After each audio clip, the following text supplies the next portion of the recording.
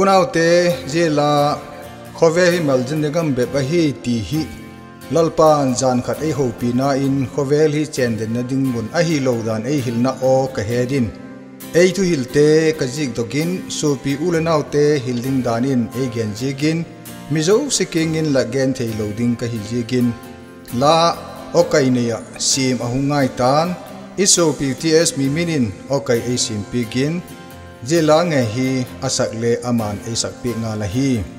jela hi angai te chilna odan dingin ka hun sat do wa hi jegin lunglu takin alangai thai tiu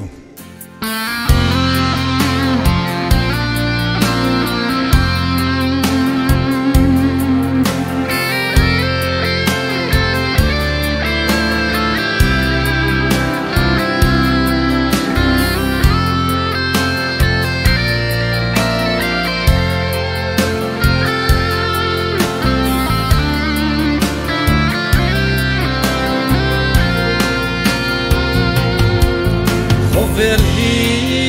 malzin nagam be bahi bukim lo na le lungkim lo na kam pathin chahina chang lo te dingin lungai na le kana gam be bahi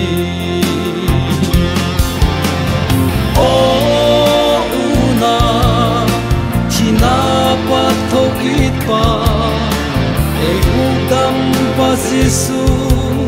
Christa la hetien ta em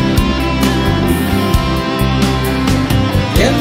van pe hetien in ama kazui hi aman ko pe la undi dan ei hil ta hi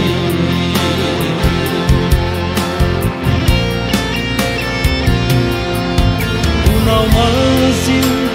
dan la het em la hello chun lungkim na nei pun la lungkim na ki pag na Giêsu ahi ama kyang hun zo in anga sing hi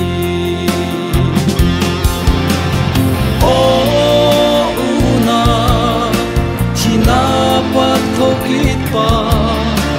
ei udam pa Giêsu Christa la hetien ta em yen van ka hetien in ama ka zui hi aman ko pe la undi dan ei hil ta hi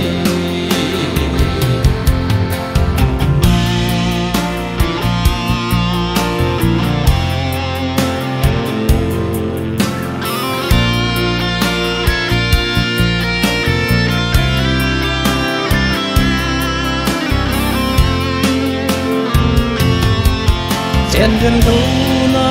ding mun a ki khula nei le go ding hol khom sangin la kum tum ding zok hol khom la Christa ding in mun ki al zata